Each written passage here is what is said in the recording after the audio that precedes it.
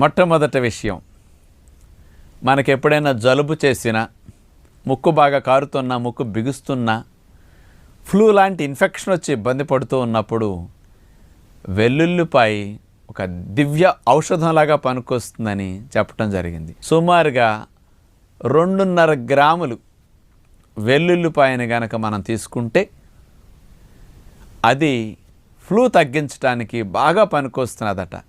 మరి ఈ వెల్లుల్లిపాయలు ఉండే మెడిసినల్ ప్రాపర్టీలు ఏం చేస్తుందో తెలుసండి?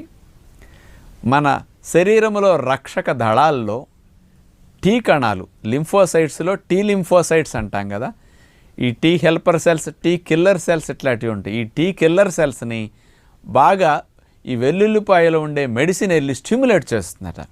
అందుకని ఈ టీ కిల్లర్ సెల్స్ వెళ్ళి ముఖ్యంగా ఈ ఫ్లూ సంబంధించిన కారకమైన క్రిముల మీద దాడి చేసేసి అసలు